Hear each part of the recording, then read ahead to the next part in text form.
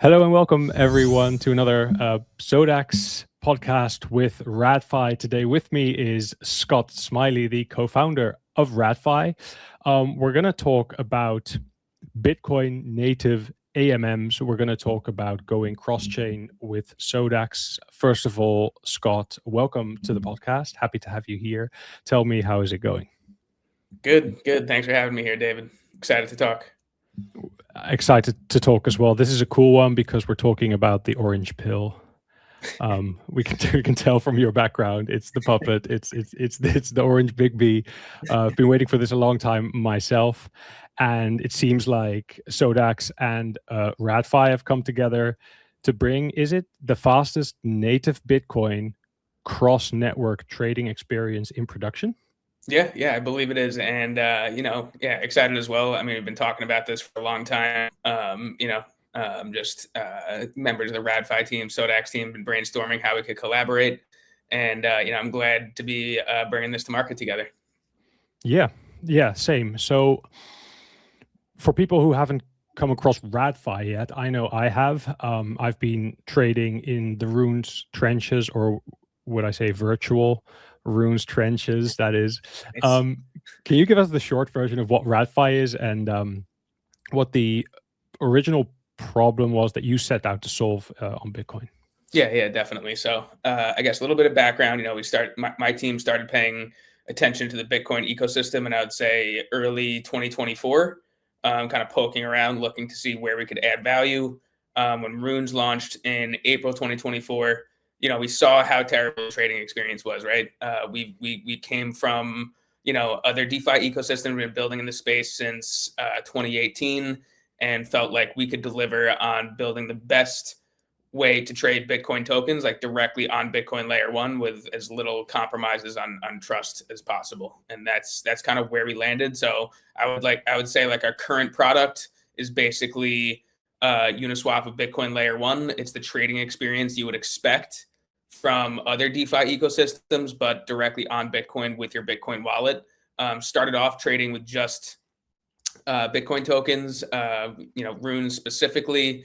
Focused on, we have, you mentioned virtual mint. We have the meme coin launchpad that did very well, when the market was really hot. And, we kind of solved the problem of liquidity in the Bitcoin ecosystem. The way tokens used to be launched on Bitcoin, it was just like, people would just like light their money on fire. You burn Bitcoin and you get tokens back. And we kind of brought a little bit of the liquidity bootstrapping protocols from other ecosystems over to Bitcoin to try and get newly launched Runes to at least have some liquidity. And those were kind of our two core offerings before the SODAX integration, was just good token trading experience and then more liquidity for your tokens when you launch them. Yeah, because without getting, I guess, too technical, Bitcoin's architecture doesn't support like the smart contract DeFi patterns that we see on all the other chains. Yeah. So how does radFi actually execute AMM style trades on Bitcoin? Basically, like radFi itself is what you would consider the smart contract, and other chains like our infrastructure. We're basically just you can think of radFi more as like a peer-to-peer exchange. Every trade is going to be between the user and radFi. So radFi, like basically, if you want to have liquidity for your token, like somebody online 24/7 to make quotes for your token, you would deposit, both sides of the trade into radFi. That's like kind of the supplying liquidity style transaction you would have on other chains. But instead, you're kind of just, you can think of it as like lending two assets to radFi, and then we make markets with them. So when a user comes in and requests a trade, radFi, we check our liquidity and we say, okay, we can offer you this price. And then we execute the trade atomically. So from a trader's perspective, it's really no different trust assumptions than from any other blockchain. Like, you have custody of your assets, you approach this product and you say, I want to do this trade. What price can you offer me? And then it's an atomic swap. It either happens or it doesn't. So from a trader's perspective, it's exactly the same type of trust assumptions as any other smart contract platform. And are you finding similar amounts of liquidity providers coming in and traders coming in, or is one side outweighing the other in the Bitcoin? Yeah, I mean, I would say like the LPing, that's why we created virtual mint, because liquidity was fairly thin in the Bitcoin ecosystem. It's pretty much entirely meme coins. So, getting the initial bootstrap liquidity from the launch process, I think, is basically essential. I mean, that's how every meme coin launches on every other network. There's some initial bootstrap liquidity that grows with the market cap and constricts as the market cap goes down. So, that was what we saw with Virtual Mint. We're actually not too concerned with getting more liquidity providers. I think we do want some liquidity for the OG runes, which were not launched on our platform. And I think, as radFi becomes more successful, those are things that we can layer in, using our own revenues, like kind of adding to our OG runes liquidity. radFi and the SODAX integration now. So we've got 17 plus networks that SODAX links into. I believe radFi users can now trade native Bitcoin for native Ethereum, Solana, and USDC. Before that, what would that experience look like for a Bitcoin holder who wanted exposure to, for example, native ETH? Yeah, I guess like you had a couple of options for as a native Bitcoin holder. I think the most typical is first depositing onto a centralized exchange, right? So you're popping open your wallet, you're logging into your centralized exchange, username and password, 2FA, getting a deposit address, checking it twice, executing that deposit transaction, waiting for it to clear from your centralized exchange, navigating to the pair, making the trade. I mean, for me, that was typically like I would make my deposit, I would go cook dinner, take a shower, come back, and hope that my balance was credited on the centralized exchange and I could execute my trade. Now it's just significantly faster, right? You have your Bitcoin on radFi. If not, you create an HTLC. You create a radFi trading address first. We could dig more into that separately. But basically, trading from radFi Bitcoin into native ETH can be executed in under a minute.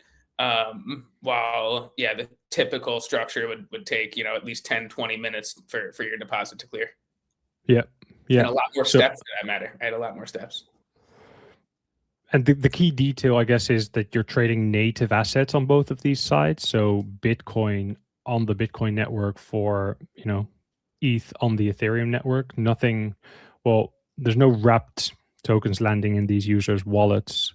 Can you kind of explain what's happening under the hood to make that happen then?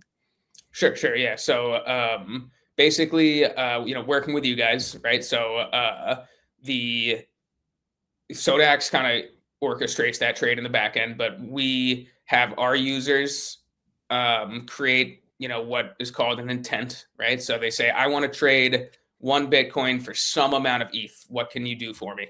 And then we ping SODAX and say, what kind of offer can you guys do for that? You reply with, let's say 20 ETH. I don't know what the exchange rate is right now. We're going with an example here. And then once that intent is created and signed by the user, SODAX delivers 20 ETH to the user, and the user's 1 Bitcoin is delivered to SODAX.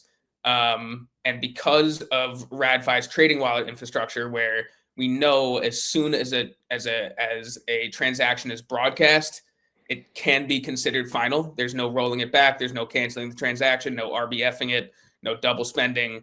So that gives SODAX, you guys the comfortability to execute the second leg of the trade, transferring ETH to the user before that Bitcoin actually clears. Now, with the other cross-chain swapping platforms, like there's Garden Finance, there's ThorChain, there's Chainflip, all of them, rightfully so, are going to wait for that Bitcoin block confirmation before delivering on the second leg of the trade, because users would have the ability to cancel that Bitcoin transaction after they receive the other asset. So we basically prevent that through our flow. So all existing radFi users already have this, and it's a reason to basically come and deposit your Bitcoin and hold it on radFi. There's no additional trust assumptions. It's still your keys. You're just creating a multi-sig with us on it. And we can't take any money that's on radFi. So basically you get a much faster trading experience with the same level of trust you would have if you had your own keys. So it's really just a win-win for the users. Yeah, because to clarify, the multi-sig that the user creates is one of, was it two of two multi-sigs? It's a 2 of 2, but radFi's signature expires periodically. Users can customize that. No one has really requested to, but when you start one, it's a 3-month time lock. Right. Yeah. So the multi-sig, if you're not using it, it expires and you go back to your normal state, your starting Yeah, state, and then it's holding your just your Bitcoin. keys. Exactly. Let's say radFi tries to lock you out of your money.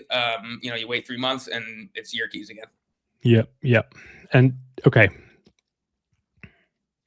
why integrate the SODAX SDK as opposed to building your own, I guess, cross-network bridging, just like you had already innovated on the 2 of 2 multi-sig there?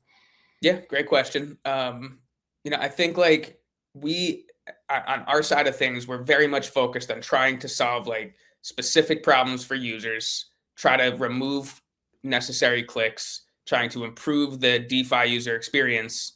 And if we also had to worry about where is liquidity coming from, how are we settling trades, are these trades profitable for us? Like, I think these are just two bespoke or two completely like separate sectors, right? Is like one is ensuring 24/7 liveness, like liquidity, being able to profitably book trades, and being like a really good solver like you guys have. We just don't want to, you guys have this out of the box. Why try and build it ourselves and develop this expertise when we can just plug into your liquidity profile, have access to what, like over 15 chains that you mentioned and more coming. Mhm. It just makes a lot more sense for us to like focus on trying to deliver the best experience for our users while we let you guys and focus on delivering the liquidity, basically. Yeah, that makes a lot of sense, and it's kind of exactly what SODAX is trying to achieve. De-stressing the builders of the Yeah. bridging concern, the burden, and letting you do what you do really well. I've heard you mention the solver. I've also heard you mention speed. The fastest Bitcoin to cross network trading in the industry. What does fastest actually mean here? Like, what can a user expect in times of like in terms of settlement? Can they still take a shower? No, they do not have time to. I mean, unless your shower is right next to your computer, which I don't recommend. No, I definitely think, yeah, no time for showers anymore. The second that a trade is It's done. available, you could, yeah, the trade is done. We're talking about, I do want to get it. I think we can get it even faster, but basically in this first iteration that we have, we're at sub 1 minute. I think the fastest that I saw a delivery just while I was testing was 30 seconds. And yeah, I mean, it just like, yeah, don't Sounds want to do good. the math. I want to say like 10x faster. Let's say it takes a minute. That's easy math for me, or 10x faster than the competition right there, because the average block time is 10 minutes. We're Mm, delivering to you your settled trade in a minute, 10 times faster than any competition in the market. And I took a special combination of tech stacks here to implement this work, which is why I think SODAX and radFi, like we kind of just that's why this came to fruition, right? We were just a special combination of tech stacks and skill sets where we had this unique settlement layer on Bitcoin, or this mm. settlement structure on Bitcoin with the 2 of 2 multi-sigs. You guys had the liquidity infrastructure and we're looking to add native Bitcoin. You didn't have native Bitcoin yet, so it wasn't like a big Correct. ask of like, oh, you guys have to change your whole Bitcoin infrastructure to support us. It was like good timing for both parties, and I think this kind of just worked out, which is why I think we're first to market here. Other people have their existing infrastructure. They don't have like a Bitcoin native team that was trying to make a fast trading experience on Bitcoin. It was a fairly unique Yeah. situation. So Yeah. the stars kind of aligned for us to be first to market with this. And I know a lot of people in DeFi don't actually hold Bitcoin.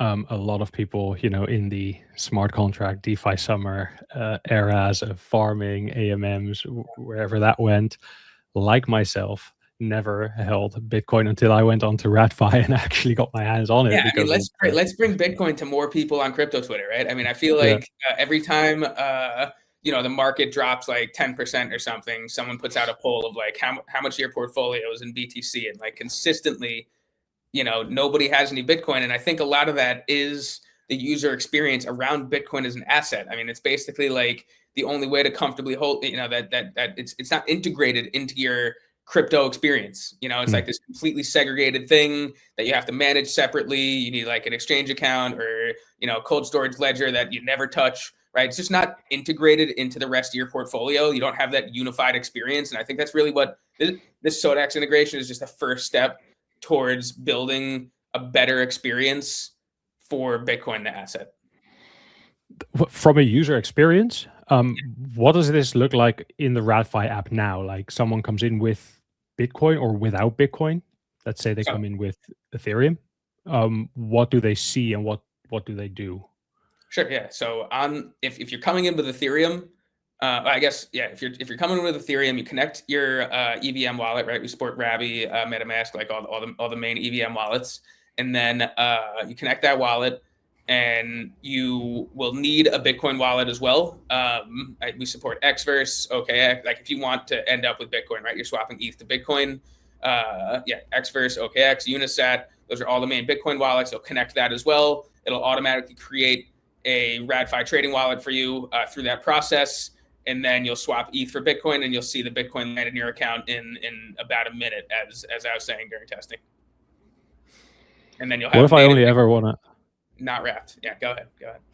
What if I only ever want to connect one wallet? That's what we're working towards. That's definitely what we're working towards. I'm going to keep those plans close to chest for now. But like I said, this is just the first step of solving user experience problems around holding native Bitcoin and accessing native Bitcoin, getting financial products around native Bitcoin. We've got a lot in the hopper here, and excited to have SODAX integrated, like a close partner in this throughout the process. Talk to me about the launch set then, the pairs that we have today. So we've got Bitcoin to Ethereum, we've got Bitcoin to Solana, and Bitcoin to, is that USDC? Yeah, USDC on Ethereum mainnet. We actually just had a user the other day talking about requesting USDC on Solana as well. So I think we'll enable that, one user at a time. We want to bring on Hype as the next asset. We're looking at several other assets that SODAX supports and trying to prioritize accordingly. But you guys have over 15 chains, and I think we'll be layering in, a lot more assets over the coming weeks. One of the more forward-looking pieces, I guess, is the potential for rune trading to extend beyond Bitcoin mainnet through the same execution system. I guess that could be a pretty big deal. Can you talk to me about what that would look like? If we would manage? Yeah, I would love that, right? I think part of what we've been trying to do at radFi is like bring more capital into the Bitcoin ecosystem, whether that's through giving our own users access to other opportunities, which is what I would say like this integration is. Right? You have an existing Bitcoin wallet, you want to trade in and out of other assets to try and earn more Bitcoin, you bring that back to the ecosystem. But I also think exposing other users to the Bitcoin ecosystem, whether it's ordinals, whether it's runes, that's something that I think further integrations will be able to, that'll also kind of help the Bitcoin ecosystem. And then your question was, what does it look like to go? Oh yeah, to trade runes basically. So getting, I'd love to have basically the SODAX SDK support settlement in runes, like giving access to all of your other partners, like the other interfaces and such that integrate the SODAX SDK, allowing their users to trade Bitcoin runes would be net beneficial for the entire Bitcoin ecosystem. And basically that would mean that, let's say a user has ETH and they want to end up with, dog, which is, one of the top runes. What would happen is the user would swap ETH into Bitcoin using the existing SODAX infrastructure, and then that Bitcoin would automatically get forwarded routed through the dog pool into dog and land in their radFi trading wallet. That would all be handled by the SODAX solver. So basically, the solver would just deliver dog and take in ETH.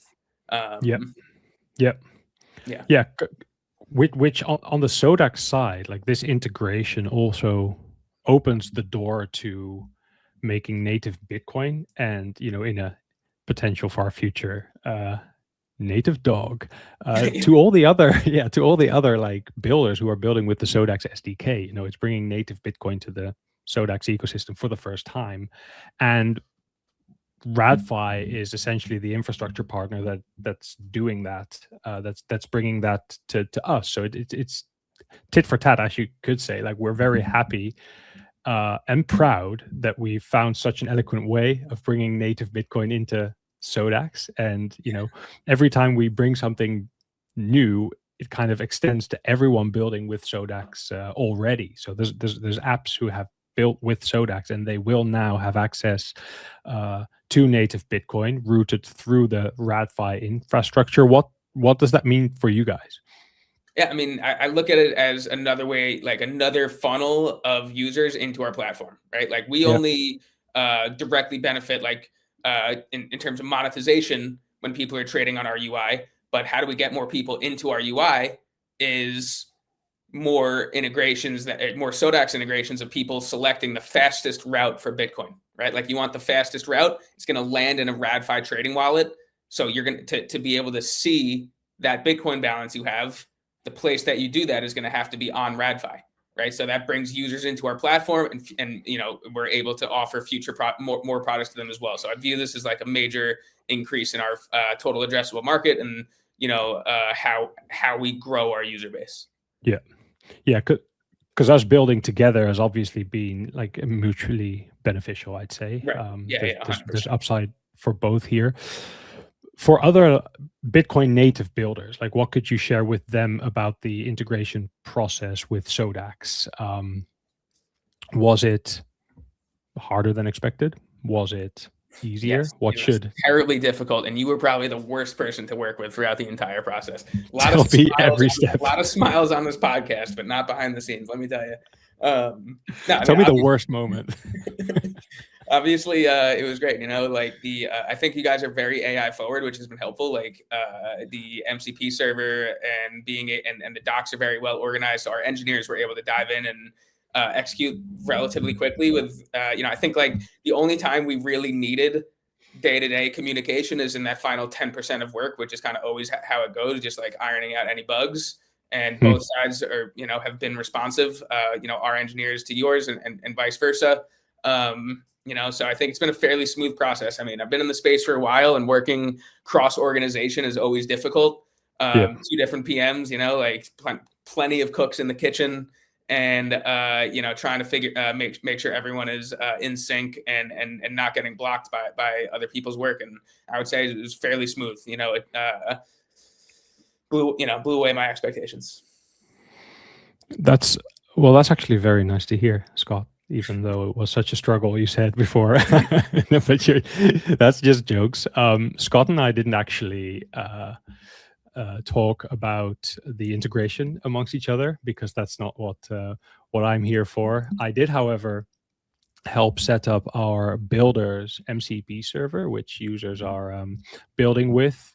Bigger projects like yourselves, but individual users as well in our SODAX ecosystem. People are using the builders MCP to basically inform their AIs of the SODAX documentation, of the SODAX available APIs, and you can kind of get, you know, your own SODAX MVP up and running really fast. You can market it yourself. You can set your own partner fee, and you can start earning $1 if you manage to route volume through your own SODAX powered app. So we're pretty happy with that indeed. AI forward is the word. I think we all are in this space, which is trying to be. I mean, crypto Twitter has kind of turned into AI Twitter, but you know, absolutely, yeah. And I don't know if I hate it or if I love it, because it's very interesting, all of it. Yeah. They have their own type of slop, I can tell you that. Yes. Yeah. And we're still here. Yeah. Big picture question. The deepest pool of capital in crypto has been Bitcoin since its existence. But DeFi, cross-network DeFi, has underserved that pool of capital. Most of it is either sitting in a wallet, being stagnant, held as if it's gold in Fort Knox, which may or may not be there. Do you think that we can change that meaningfully in, let's say, the next 12 months with these types of, you know, technical leaps, I would say? And yeah, what kind of role would our integration play in that possibly changing landscape? Okay, yeah, I think I'm a little bit torn on this subject. If you asked me this a few months ago, I would say, yeah, we're definitely activating the ancient Bitcoin whales, and you know, all of this passive Bitcoin is suddenly going to become active, but I'm actually thinking that part of it will be more of a slow burn, kind of as coins change hands over time. And the part that we can really make a dent in shorter term is just improving the experience for already active Bitcoin and offering better solutions for Bitcoin that's already willing to make some level of trust sacrifice and say, hey, just so you know, you can still be active with your Bitcoin, but you actually don't have to make those trust sacrifices that you've been doing.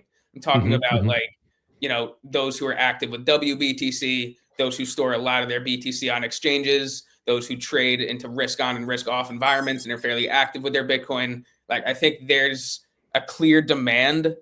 Like, there is a lot of active Bitcoin as well. That's like a fairly large market in and of itself. So I've shifted our focus to saying like, okay, like from trying to target like an ancient Bitcoin whale and saying like, what's going to get you to be active with your Bitcoin, to instead saying, hey, you're active with your Bitcoin. Would you like a better, more secure solution? And you'll never end up like an FTX style scenario ever again. You know, let's try and improve the general infrastructure for the people who are already using it.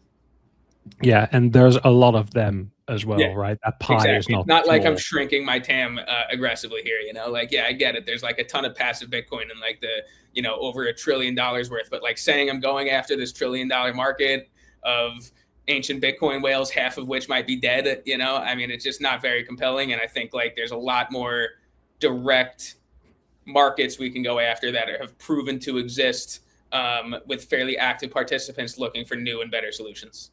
Yeah, very cool. Okay, well, that's interesting, that shift. I guess I'm going to agree with you because you are my you're my center point of knowledge when it comes to the Bitcoin ecosystem. Very well informed, and have a good view on that. I think we can wrap up our chat here. Users listening in by now, you know, they can go in, they can actually go ahead and use it.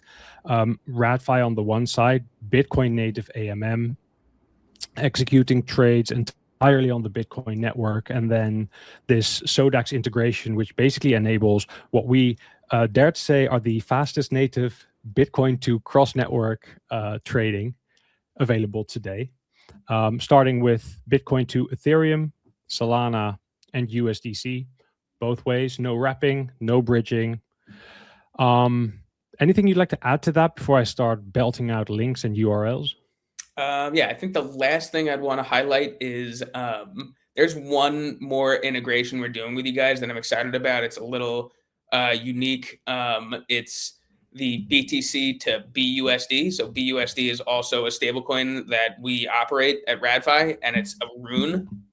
Okay, so it's a rune token, right? It's a Bitcoin token. And what's cool about what we're working on there is that it will be a truly atomic swap of Bitcoin for dollars and dollars for Bitcoin. There's no risk of like the second leg of the trade falling through. It's just pure atomic swap, purely secured by Bitcoin.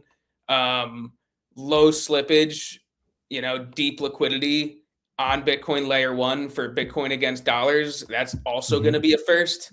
You know, our two teams are working on a lot of firsts here together, and I'm really excited to be like the venue. If you have native Bitcoin and you don't want to deposit into a centralized exchange and you want to stable up, you want some stable coins, like this is now possible, and it was never possible before. So that's something that's coming and will be possible, right? It's not possible now, but coming soon. That's going to be a next iteration.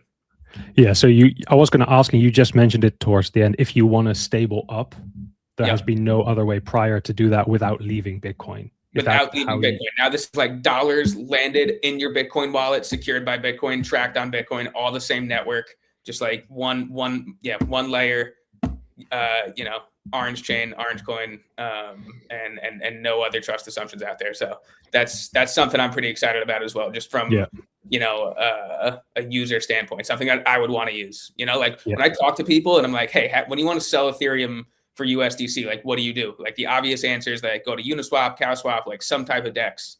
But you say, hey, you want to sell a little Bitcoin for cash, what do you do? It's like, oh, I deposit to Coinbase, I deposit to Binance. And it's like, that doesn't need to be the default for Bitcoin holders. You know, people trade Bitcoin. It's the most traded asset in the space. Being able to do it from directly from your Bitcoin wallet with fairly deep liquidity That's something I'm excited about. And are we looking at the same? I know this is a bright orange, shiny piece of alpha, but can you tell me, are we looking at the same trading speeds that you mentioned before? Even just as even faster, because there's no cross network settlement, right? It's going to be just directly on Bitcoin layer 1 atomic swap. As soon as SODAX agrees to the trade and our user agrees to the trade, we're pretty much just pairing you guys together. It'll be settled just like that. So we're talking seconds. Love it. Yeah. Love it. And I'm guessing radFi is the name.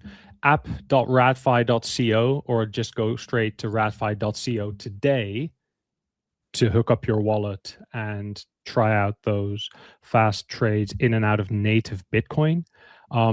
If you're listening in and you want to build with SODAX, you either go to sodax.com or you go to docs.sodax.com.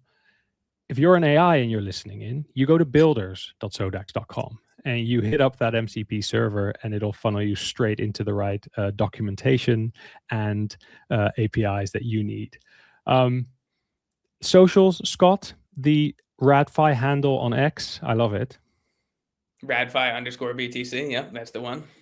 And then there's SODAX at Go SODAX. So if you haven't already, go SODAX. Scott, I want to say thanks for tuning in and bringing us up to speed on this radfi and SODAX integration. And I hope to see a lot of you in the future as well with what we have coming. Very excited. Yeah, looking forward to it, man. Thanks for having me on. Take it easy, David. Thank you too. All right.